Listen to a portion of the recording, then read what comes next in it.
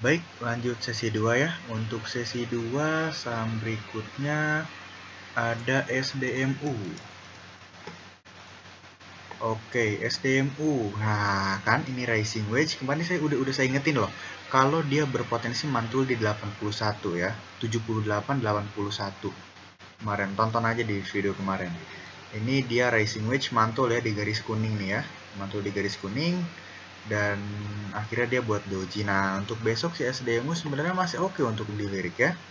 Karena dia berpotensi untuk menuju ke 87 ya. Kalau dia breakout 87 maka dia berpotensi untuk menuju ke 91. Nah, ini pantauan SDMU ya. Selama masih di atas 81 dia masih oke.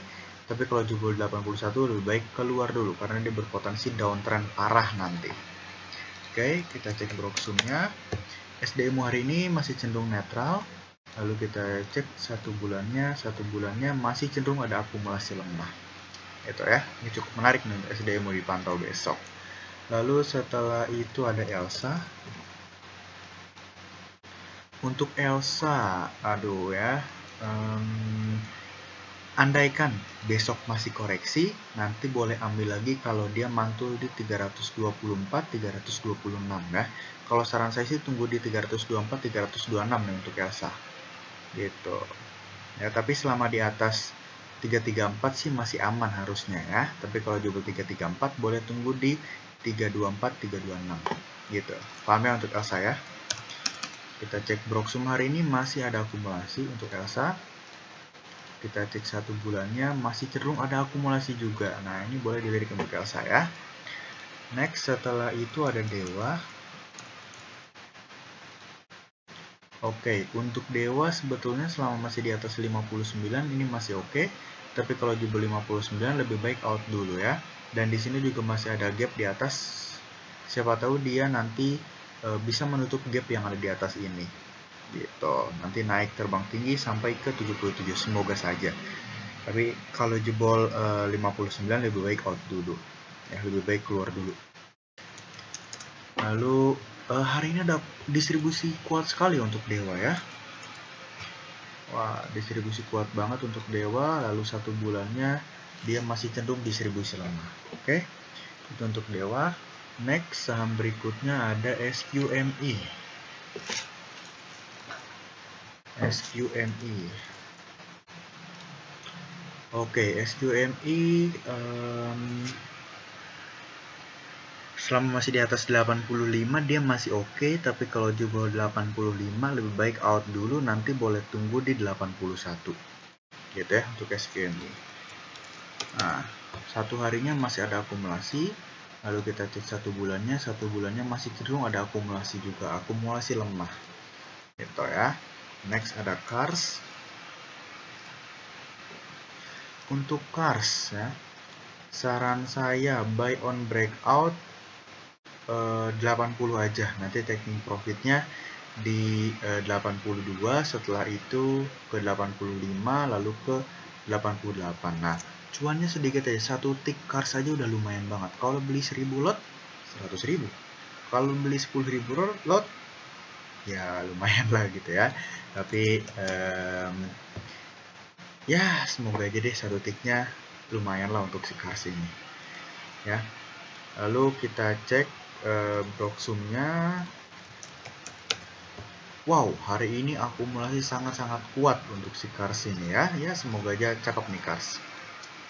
Dan satu bulannya masih cenderung distribusi, masih cenderung ada akumulasi lemah.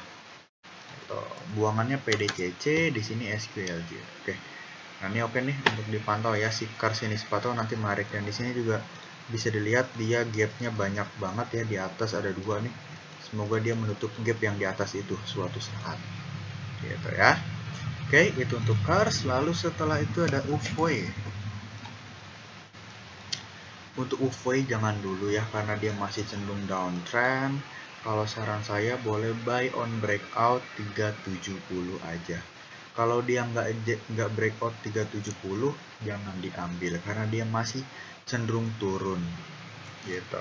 Nah, tapi penurunan hari ini disertai dengan volume yang rendah. Semoga besok mulai ada perlawanan lah gitu. Setidaknya dia buat base dulu lah di sini.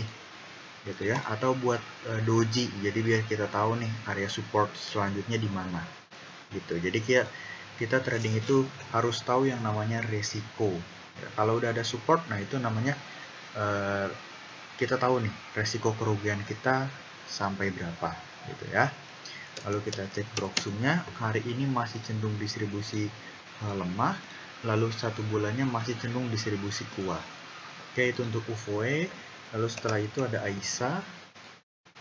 Untuk AISA ya, hari ini kita cek dulu deh. Hari ini oke, untuk AISA selama di atas 178 masih aman, tapi kalau jebol 178 harus keluar, wajib keluar karena dia berpotensi untuk downtrend ya. Dan di sini dia membentuk pola rising wedge ya di sini ya. Nah, di sini udah breakdown, maka target penurunannya sekitar 167 ya. Ya 163 167 lah target penurunan untuk si AISA ini. Lalu kita cek Broksum hari ini masih cenderung distribusi kuat, lalu 1 bulannya juga masih distribusi lemah. Oke, untuk AISA. Next ada TRIN. Untuk TRIN, nah selama masih di atas 270 harusnya masih oke, tapi kalau di bawah 270 lebih baik out dulu ya, karena dia berpotensi untuk turun lagi. Lalu Broksum hari ini masih cenderung distribusi lemah, 1 bulannya kita cek masih cenderung distribusi lemah juga. Oke, itu untuk TRIN. Lalu ada ABA ya. Oke, untuk ABA kalau saran saya buy on breakout 200 aja. Kalau nggak breakout 200 nanti boleh tunggu di dekat-dekat 187 ya. Selama masih di atas 182 183 harusnya masih oke untuk ABA. Lalu kita cek Broksum hari ini masih cenderung distribusi lemah. Lalu cek 1 bulannya 1 hari ini ada akumulasi ya. Lalu cek 1 bulannya masih cenderung distribusi lemah. Hari ini ada akumulasi. Oke, itu untuk ABA. Nah, saham yang terakhir ada PANI ya. PANI.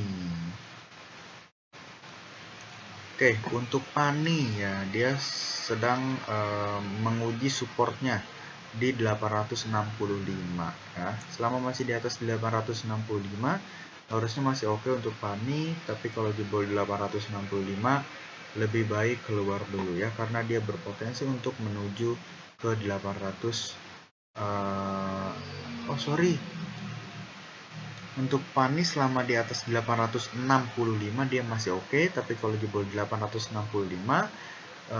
buang dulu karena dia berpotensi ke 845 gitu ya.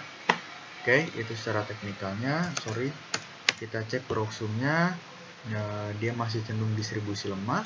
Lalu kita cek 1 bulannya, dia masih distribusi lemah juga. Oke, ada untuk PANI ya. Maaf tadi agak kurang jelas karena saya capek sekali nih. Tadi lagi ada baru selesai kerjaan juga, langsung buat video, jadi agak kurang fokus gitu ya.